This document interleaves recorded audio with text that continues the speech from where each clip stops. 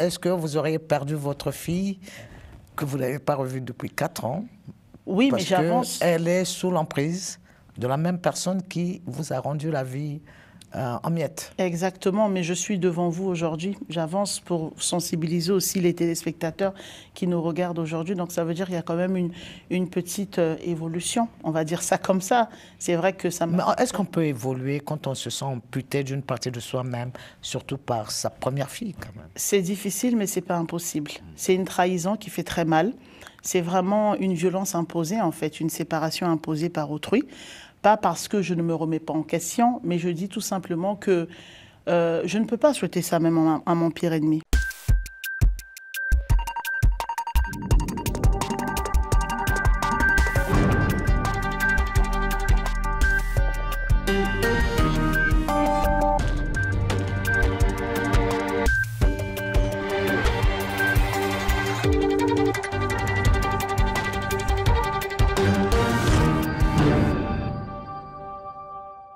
Bonjour, chers téléspectateurs de Global Africa Télé Sud. Bienvenue dans votre émission Entretien du jour.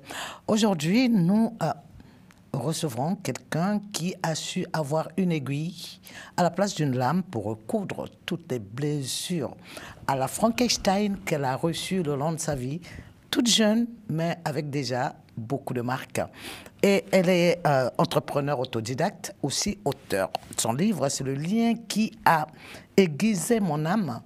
Et elle en profite pour faire justement la dédicace du livre au mois d'avril et en tenant une conférence autour de ce qu'elle appelle la reconstruction après une violence psychologique, surtout imposée en famille par des personnes toxiques et pervers narcissiques. Bonjour Sandra Yoka. Bonjour Madame Sadio. Est-ce que vos blessures ne sont pas tout simplement des vues d'esprit d'une petite bourgeoise du Congo-Brazza? Non, pas du tout. Ce sont des blessures, comme le dit le titre, le lien qui aiguise à mon âme, qui m'ont blessée profondément, au plus profond de mon âme, de mon estime. Durant 16 longues années, j'ai été prisonnière d'un joug psychologique, tissé au sein même de ma cellule familiale. Et longtemps, je n'ai pas su nommer ce que je vivais, tout simplement parce qu'il y a des souffrances qui sont d'une telle profondeur, en fait, qu'elles finissent par se confondre avec la normalité. Et c'est justement en prenant conscience en tant que victime que je découvre pleinement la puissance transformatrice de Dieu à travers l'écrit-thérapie qui a été pour moi une catharsis qui s'est imposée comme une évidence, mais d'une manière que je n'aurais su prévoir. Alors, vous avez des blessures qui sont réelles et vous les soignez par l'irrationnel, parce que se réfugier dans la religion, dans Dieu, c'est pas une matérialité palpable par laquelle on passe généralement pour penser quelque chose qui n'est pas que du ressort de l'âme, mais du corps aussi. Exactement. C'est vrai que c'est peu commode et c'est pas, on n'entend pas ça tous les jours de se reconstruire à travers la prière, mais moi vraiment ça a été quelque chose, comme je l'ai dit, une fois j'ai été marquée une nuit à travers un rêve où on m'a murmuré un titre, donc le lien qui aiguisa mon âme. Et au début, j'ai pas trop compris d'abord sa portée en fait. Et ce n'est que vraiment en me laissant céder par l'urgence de l'écriture que je comprends pleinement en fait l'ampleur de ce que je portais en moi. Donc plus j'écrivais et plus je mettais en lumière mes blessures oscillées par les failles que le silence avait scellé, et plus je comprenais en fait que ces mots que je posais sur mes mots, d'accord, n'étaient pas tout simplement pour mon histoire, mais bien pour être donner une voix au sans-voix, parce que par expérience, je sais à quel point il est extrêmement difficile pour les victimes de pouvoir libérer la parole sur ces violences-là. Et si vous, victimes, étiez en fait des vrais manipulateurs? C'est vrai que c'est une question qui est assez surprenante, mais je ne pense pas. Parce que le temps de victimisation, c'est d'abord la première étape d'accepter de reconnaître qu'on est une victime. Ça peut prendre des années, voire toute une vie. Donc, on s'en veut d'abord, prioritairement. On a d'abord la première émotion de pourquoi j'ai été aussi naïve, pourquoi j'ai pas compris, pourquoi j'ai pas pu en parler. Donc, c'est très difficile de pouvoir être et victime et manipulateur à la fois. Alors, je le dis parce que on n'a pas l'impression que vous avez l'impression que vous devez quelque chose à la société. Vous pensez qu'on vous doit tout. J'en veux pour preuve, dans l'une de vos pages, quand vous parlez de votre conjoint, plus précisément le père de votre enfant, Oui. vous marquez le manque d'affection et d'attention qu'il a eu pour vous, ce qui occasionnera plus tard la séparation. Bien. Mais nulle part, on ne voit où est-ce que vous vous posez la question de savoir quelle est ma part, quelle est la part de tendresse que vous lui devez ou que vous lui avez manifestée. Effectivement, j'ai eu beaucoup, comme on dit, dans toute chose, il faut se remettre en question, hein, parce que sinon, on peut pas avancer. C'est le travail sur soi que l'on fait pendant longtemps, des années, et que je fais encore d'ailleurs aujourd'hui. Mais dans l'histoire de mon livre, en fait, mon autobiographie, c'était beaucoup plus pour mettre en avant le côté violence que j'ai subi, le côté impact que cela a eu, en fait, sur ma personne. Et je pense que c'est une continuité parce que, ayant été sous victimisation narcissique auprès de ma sœur pendant 16 ans. Donc, du coup, je pense que moi-même aussi, sans me rendre compte, j'allais vers des relations qui étaient plus ou moins toxiques. Ça veut dire que j'avais en fait un problème de carence affective, un problème de dépendance affective, et j'étais arrivée à un point où j'en demandais peut-être un peu trop, de peur d'être dans le sentiment de rejet ou d'abandon. Voilà. Donc, innocence volée. Dans ce chapitre, que dites-vous ? Dans l'innocence volée, j'explique tout simplement que j'aurais dû vivre ma vie pleinement en tant que une jeune fille de mon âge, continuer mes études, pouvoir avoir un parcours ordinaire, hein, comme on le souhaite pour tout le monde. Mais le problème, c'est que cette innocence a été volée dans le sens où j'ai découvert en fait déjà la puberté tardivement, parce que j'ai été mère tôt, je ne regrette pas, je suis très fière de ma fille. Et du coup, à l'âge où je devais aller à l'école, au cinéma, comme mes copines, je changeais déjà les couches. Et du coup, quand j'arrive au Congo-Brazzaville en 2006, quand je me sépare du père de mes 2 premiers enfants, je découvre pleinement les boîtes, les sorties, l'ambiance, le côté festif un peu du Congo-Brazzaville. Donc, je me mets un peu dans le bain, alors que c'est des choses qui n'étaient pas forcément appropriées pour mon âge. Et on ne m'a pas non plus stimulée ou orientée, encouragée à continuer mes études que j'avais arrêtées lors de ma première grossesse. Alors, l'histoire... Les pages les plus difficiles, c'est lorsque, sous l'emprise de votre propre sœur, même père, même mère, pas une sœur par rapport à une famille recomposée, mais bien de sang et de lait, qui vous fait croire que votre père est un pédophile malsain, incestueux, oui, et un pervers, quoi, oui, de votre société, que vous avez été rejeté, et que ce père ne vaut pas la peine, ne l'approchez pas. Alors, ça servait à mettre davantage l'emprise sur vous ou à vous monopoliser en tant qu'être à prendre l'énergie. Est-ce que, d'ailleurs, vous aviez vous-même assez d'énergie, d'ailleurs, pour n'avoir pas vu assez tôt que c'était trop gros, quand même? Bon, déjà, étant jeune, je ne peux pas d'abord chercher à savoir si j'ai assez d'énergie ou pas. Parce que quand on est petite, ce n'est pas ce type de question qu'on se pose. On devrait normalement être protégé, être aimé dans un environnement sain et aimant. Et ce qui est sûr, c'est qu'à travers mon ouvrage et les différentes interventions où j'interviens sur différents plateaux, nombreuses personnes peuvent se demander comment... Elles peuvent s'offusquer, bien évidemment, dans le fait de savoir comment il m'est possible de parler ainsi de ma famille. Mais ce que j'ai envie de dire, c'est que quand je suis là, je fais le choix de dénoncer certaines violences, c'est pas par esprit de vengeance, ni pour indexer quiconque à la vindicte, mais c'est vraiment dans le but de la sensibilisation et de la prévention de l'impact de ce fléau sur un individu. Parce que lorsqu'on vous fait croire déjà, Madame Sadio, à un âge très bas, que vous n'êtes pas un enfant désiré, que vous avez failli être tué à la maternité, que votre père ne vous a jamais aimé, que vos autres frères et sœurs ne vous ont jamais aimé, vous ne pouvez que instinctivement, on va dire, naturellement, vous rapprocher beaucoup plus de la personne qui vous présente de l'amour, enfin, entre guillemets. Parce que moi, à l'époque, ce que j'ai cru être de l'amour, j'ai compris bien des années après que ce n'était pas de l'amour, c'était une forme d'emprise. Mais moi, je l'ai mis dans ma tête, j'y ai cru, parce que c'est ma sœur et je ne pouvais pas du tout, à l'époque, me douter que c'était de la manipulation et du mensonge. Tout simplement. Donc aujourd'hui, il m'est impossible, quand on voit nombreuses figures inspirantes, telles que par exemple Oprah Winfrey, qui a eu aussi à dénoncer la maltraitance. Mais pourquoi vous allez chercher un exemple aussi loin? Est-ce qu'autour de vous, il n'y a pas eu de personnes qui ont eu des histoires parce que dans votre livre, on voit vos frères qui s'appellent Bill et Gates. Bon, c'est américain. On voit encore Jack et Daniel, c'est encore américain. C'est le côté un peu peps, un peu fun, et puis parce que c'est une figure qui est connue assez facilement.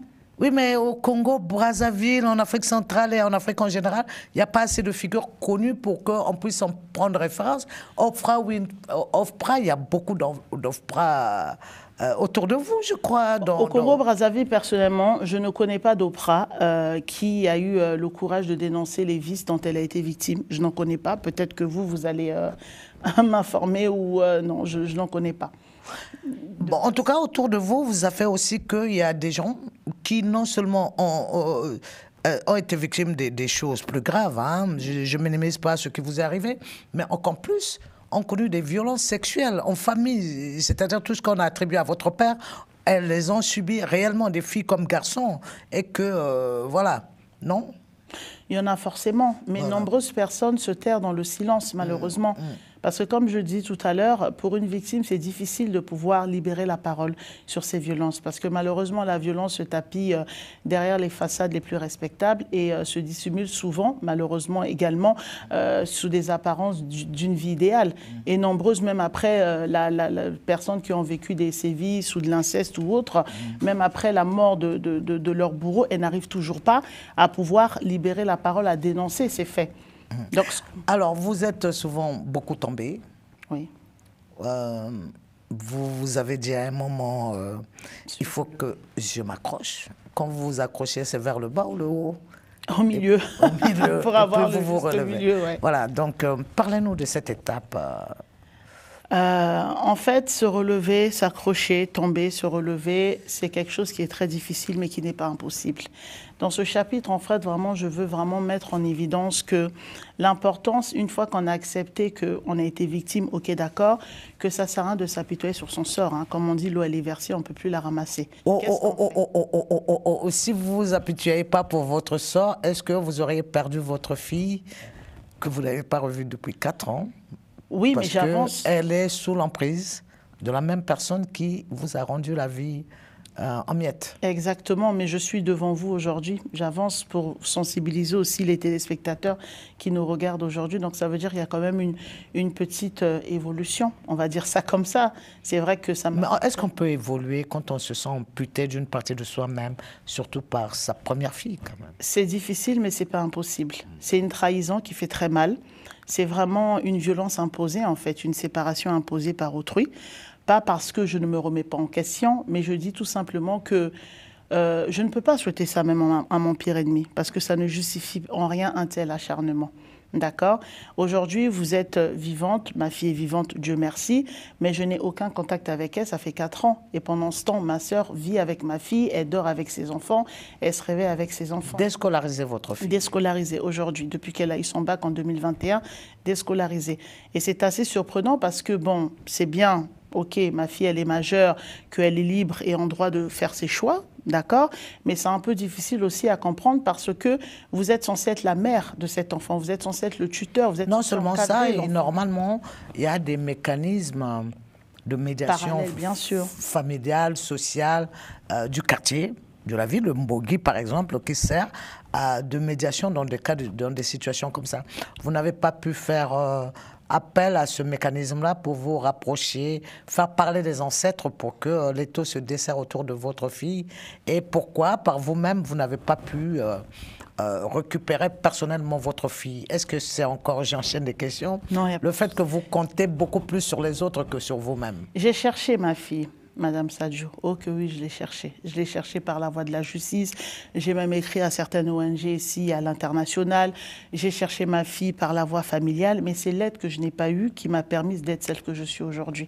Et je me suis résiliée à me réfugier dans la prière parce que c'était ma solution, parce que j'ai trouvé... Aujourd'hui, par exemple, si je vous dis que je vous propose 20 millions de dollars, je pense que vous allez les accepter en général. Mais si je vous dis que la condition sine qua non serait que si je vous offre ces 20 millions de dollars, cela écourterait votre vie et vous mettrait dans le stress, vous n'aurez plus de paix. Je ne pense pas que vous allez accepter, n'est-ce pas? Vous allez réfléchir. Donc pourquoi? Pour vous faire comprendre que la vie et la paix sont les biens très précieux, qui n'ont aucune valeur, en fait, c'est inestimable. Donc à un moment donné, il a fallu que je me priorise, que je pense à mon bien-être, que je pense à ma paix, et que je puisse peut-être pas éradiquer ou effacer tout ça. Non, c'est pas possible, parce que ma fille, c'est une partie de moi, mais que je puisse mettre ça de côté, on va dire, pour pouvoir avancer. Alors, à un moment, l'emprise tend quand même vers la fin. Oui, c'est exact. Quand j'ouvre les yeux, et je décide également. Quand vous ouvrez les yeux, est-ce que ça veut dire que je dépends moins de ma sœur et plus de moi-même ou quoi? Quand j'ouvre les yeux, ça veut dire que je réalise que pendant 16 ans, j'ai été manipulée. Quand j'ouvre les yeux, je réalise que mes autres frères et sœurs ne m'ont jamais autant détesté que ça. Quand j'ouvre les yeux, je comprends qu'au final, avec mon père, j'étais aimée, j'étais désirée. Quand j'ouvre les yeux, c'est au moment où je prends la décision aussi de m'éloigner justement de cette sœur toxique. Parce que entre prendre conscience et s'éloigner, c'est deux choses différentes qui peuvent prendre des années. Et justement, c'est sur ce cheminement-là que j'ai décidé de pouvoir, parce que je ne pouvais pas me limiter tout simplement qu'à être l'être de mes lettres. Donc j'ai décidé de donner naissance à l'AIRE, l'Association internationale Renaissance, qui est un sanctuaire d'écoute, un sanctuaire de soutien et d'accompagnement justement pour tous ceux et toutes celles que la détresse psychologique a tenté d'étouffer. Donc vous, c'est-à-dire vous vous dites, je suis passée par quelque chose que je ne souhaite pas transmettre, donc je vais rompre avec le cycle en créant donc oui, R, qui est en 2003, en 2023 déjà, donc ça fait, on est dans la deuxième année. Exactement. Et ce qui vous conduit justement à avoir une activité autour de R. C'est ça. Parlez-nous-en, c'est-à-dire de la douleur à la générosité, de la douleur à l'empathie, de la douleur à ne pas pardonner mais pas oublier. C'est un peu ça, si je vous résume, c'est ça? Bien sûr. On ne peut pas oublier parce que, comme je dis tout à l'heure, lorsque je décide de dénoncer mes violences et que j'évoque mon vécu, c'est une partie de moi. Donc, je suis obligée, en fait, de souligner cet environnement familial parce que je ne peux pas le renier. Ça fait partie de moi. Donc, aujourd'hui, moi, mon combat, vraiment, je vise dans mon engagement à catalyser pleinement le changement de mentalité autour de la santé mentale dans nos communautés africaines. Et c'est souvent assujetti à de la sorcellerie, à de l'envoûtement ou à de l'injustice familiale, tout simplement, et à insuffler de l'espoir pour nombreuses générations actuelles et futures parce que au-delà de la souffrance, il y a la résilience. Mais vous pratiquez aussi une forme de sorcellerie, non? Quand vous exposez dans un livre donc, en plein jour, plutôt qu'en pleine nuit, comme font les sorciers sombres, vous pratiquez cette forme de sorcellerie pour exposer votre sœur en attendant quoi? Comme j'ai dit tout à l'heure, ce n'est pas dans le but de l'exposer, mais c'est dans le but de me prioriser moi. J'ai eu besoin de pouvoir. Oui, mais ça lui fait quand même de l'exposition. Ce n'est pas négatif ce que je dis. Je comprends pleinement. D'accord. Oui, ça n'empêche qu'elle est exposée, mais vous en attendez quoi? Est-ce que c'est une forme de justice sociale, une forme de reconnaissance de vos plaies, de vos blessures et de votre cassure, et que cela fait partie des étapes de la guérison après l'acceptation? En fait, mon livre, c'est vraiment mon histoire, c'est un livre d'utilité publique. Pour pouvoir déconstruire les stéréotypes, quand j'ai dit, autour du sujet de la santé mentale, autour des violences psychologiques, pour pouvoir... Aujourd'hui, les personnes que j'accompagne, qui me suivent et que j'inspire, je ne peux pas leur demander, en fait, d'être authentiques dans leurs témoignages. Coach des âmes blessées? Oui, également, j'encadre des personnes comme moi que la vie a brisé à se restaurer et justement à pouvoir... On sera nombreuses à venir nous inscrire. Il n'y a pas de souci, avec plaisir, je vous attends avec plaisir. Parce que vous savez, lorsqu'une personne ne croit pas en elle, lorsqu'une personne est brisée de l'intérieur, lorsqu'une personne a un manque de confiance, c'est très difficile que cette personne, même si elle est intelligente, même si elle a du potentiel, qu'elle puisse faire quelque chose de concret. Et le pire, c'est qu'elle ne croit pas en ce qu'elle-même, elle pense d'elle, mais elle croit à ce qu'on lui a infligé, en fait, ce qu'on lui a mis dans la tête. Mais est-ce que ce n'est pas une faiblesse? C'est-à-dire ce que j'appelle un peu le manque d'énergie originelle. On ne va pas puiser autour de soi. On n'est pas conçu peut-être pour aller chercher en soi tout ce dont on a besoin. On s'accroche à l'autre, non? Moi, justement, ma magie, c'est ça, c'est de puiser ce qu'on a au fond de soi. Oui, mais ça, c'est maintenant, c'était pas... Non, avant, c'est normal, parce qu'on est dans le déni, on n'est pas conscient, on est dans la naïveté, mais quand on prend pleinement conscience, oui, on a énormément de force. Et on doit faire de cette douleur un vecteur de progrès, un levier de progression pour pouvoir inspirer et aspirer d'autres personnes pour aller de l'avant et montrer justement que la meilleure revanche de la vie, c'est que j'ai pu faire de moi ce que tu ne pensais pas que je pouvais faire, ce que je pouvais être. Parce qu'on m'a fait croire que j'étais limitée, que ma vie était limitée que d'être à côté de ma sœur. On m'a fait croire que c'était un handicap d'avoir des enfants avec différents pères. On m'a fait croire que j'étais limitée intellectuellement. Donc vous voyez, donc, moi j'y ai cru pendant des années et je n'étais pleinement pas consciente de mon potentiel. Mais aujourd'hui, quand il y a des personnes qui croient en moi ou des personnes comme vous, votre plateau, vous m'invitez pour parler de mon histoire, pour moi c'est une victoire.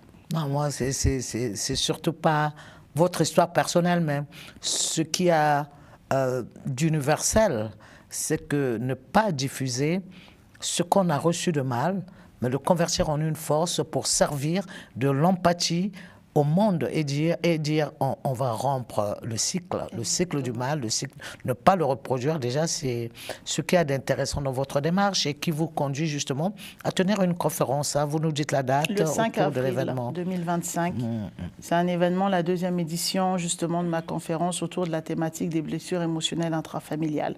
Dans tout ce qui est sentiment de rejet, d'abandon, d'humiliation, d'injustice familiale, les parents comparatifs entre les enfants parentifiés, les cas d'inceste, de viol, d'abus multiformes. Voilà, c'est tout un panel où ça va susciter justement de l'intérêt pour que certaines personnes prennent conscience, j'ose espérer vraiment.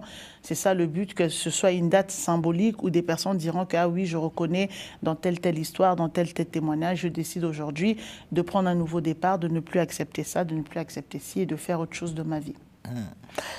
Donc j'aimerais un peu qu'on revienne sur les leviers, les mécanismes dont vous vous êtes approprié. Bien sûr. Après l'acceptation, les mécanismes de guérison.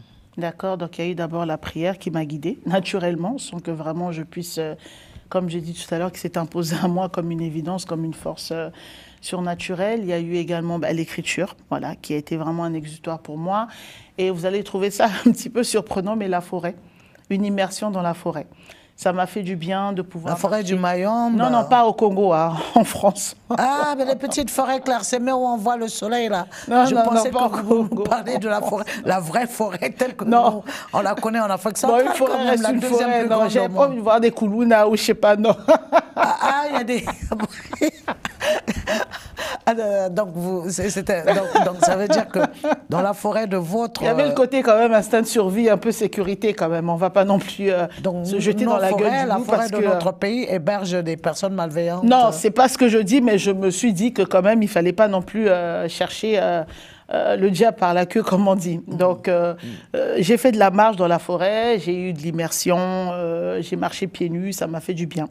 Sincèrement, de pouvoir avoir le contact avec le sol, de pouvoir en fait monter des montagnes, surmonter des défis que je ne me pensais pas être capable de faire. Et ça m'a aidé vraiment à renforcer mon estime et ma confiance personnelle, de repousser mes limites. Ça m'a fait du bien. Repousser vos limites, ça veut dire que vous êtes du genre à vous dire, même quand on est au sommet de la montagne, il faut continuer à avancer. Oui, bien sûr, parce qu'on ne peut pas rester là. Ok, tu es là, tu atteins ce que tu voulais atteindre, ton objectif, mais qu'est-ce que tu fais après? Est-ce que tu te retournes? Il y a des nuages. Voilà, tu restes dans la victimisation. Ou on recule, ou on avance, voilà. C'est ça, il ne faut On pas avance, tourner en rond. Voilà, on ne peut pas rester là. On avance pour améliorer son quotidien, pour se surpasser, pour apprendre d'autres choses, pour apprendre aussi autre chose aux personnes que l'on est censé croiser sur son chemin, tout simplement. Alors, est-ce que vous pouvez nous faire un bilan depuis la création de R, votre association, les gens qui vous ont déjà dit que ça va, je m'en suis sortie? J'ai énormément de personnes. Sincèrement, c'est pas du tout dans le but de me vanter ou quoi que ce soit. Ah, il n'y a pas de honte à se vanter hein, quand on produit des résultats. Il n'y a pas de honte. Non, mais peut-être d'autres personnes pourraient trouver que je suis narcissique, donc... hein, bon. Oui, mais si le mot existe, c'est qu'il y a des gens aussi qui sont... Oui, mais après, il faut l'employer à bon escient. Voilà. Ah, voilà. Donc, j'ai su vraiment, en fait, faire de mes échecs un tremplin de rebondissement, montrer ma vulnérabilité. Mais oui, mais là, je parle de l'impact que ce que vous avez, votre vécu, justement, votre résilience a eu sur d'autres personnes. Sont-ils nombreux? Y a-t-il eu des témoignages? Oui, il y a eu beaucoup de personnes qui me contactent, qui m'ont contacté également, et j'ose espérer qu'ils vont continuer à me contacter, que j'ai aidé à travers mon vécu, mon expérience, ce par quoi je suis passée. Et même dans mon ouvrage, j'apporte sur chaque chapitre que j'ai intitulé des pépites, des solutions, sur ce chapitre-là, de montrer comment j'ai fait pour m'en sortir. Il y a des personnes qui m'ont écrit en me disant « Oui, madame, merci beaucoup, vous m'avez aidé. Aujourd'hui, j'arrive à mieux relativiser, j'arrive à mieux comprendre certaines choses. » Et c'est important parce que ça permet des réflexions communes, en fait, d'apprendre de d'autres personnes où on se dit, on a l'impression d'être la personne la plus à abattre. Mais quand vous écoutez les témoignages des autres, tu dis « Bon, Sandra, quand même, ça va. » C'est un échantillon par rapport à l'autre. Et ça te permet d'avoir encore beaucoup plus d'empathie. Alors, bon, donc, par vous, je comprends que les petites bourgeoises ont leur plaie, leur jardin secret, qu'ils arrivent aussi de temps en temps à se servir d'une plume pour pouvoir l'exprimer, une sorte de thérapie, pour dire non, je m'arrête là, je n'avance plus dans l'emprise de l'autre sur moi, et pour que aussi d'autres personnes à travers le monde, la vie, sachent que après la douleur, la souffrance est presque le péché originel qui nous habite et il faut la surpasser pour vivre. Exactement. Pour être, revivre. Pour être ou pour vivre? Pour revivre. Pour revivre, on va dire, parce que c'est une renaissance. D'accord. Au-delà de la blessure, il y a la renaissance, oser être soi-même. Et comme moi aujourd'hui, c'est ma décision la plus claire. Je me choisis, je me recentre et je décide de me donner le droit d'exister pleinement. Voilà. De l'égoïsme? Non, pas du tout. Ouais, ça s'appelle quoi alors? Je me priorise, tout simplement. Je ne suis pas égoïste, non. Je me priorise. Ça veut dire mieux m'aimer pour pouvoir aimer les autres, mieux m'aider pour pouvoir aider les autres? Ça s'appelle de l'empathie pour soi et pour d'autres, c'est ça? Justement, pour transmettre cette empathie, il faut que toi-même, d'abord, tu puisses en avoir pour toi. Parce que si tu as de la répulsion et tu vois de la négativité, tu ne peux pas transmettre aux autres, ce n'est pas possible. Fini, derrière soi, ces pulsions de suicide? Non, il n'y a plus, c'est passé ça, c'est passé, c'est passé. Merci beaucoup Sandra Yoka, entrepreneur autodidacte. C'est ça. Ah, mais depuis, auteur. Je suis diplômée. Depuis diplômée, devenue... Depuis 2023, licence en communication. D'accord, progrès n'a progrès, comme on dit chez nous là-bas au Congo, en Afrique centrale du moins. Exactement. Et auteur, le lien qui aiguisa mon âme. Ça veut dire qu'on était en immersion dans l'intimité la plus intime de Sandra avec sa famille qui est grande et qui est très connue d'ailleurs. Voilà. Quand on est au Congo-Brazza, on connaît cette famille forcément. Donc, ce n'est pas finalement une petite bourgeoise capricieuse que nous avons. Elle a eu des réelles blessures et elle est partie avec, elle a fait de ses faiblesses une force et pour atteindre une résilience qui lui donne de l'empathie au point de pouvoir soulager les autres. Merci, chers téléspectateurs de Global Africa. C'était notre émission Entretien du jour avec, donc je vous le rappelle, le lien qui aiguisa mon âme de Sandra Yoka, autrice. Merci beaucoup. Ce fut un plaisir.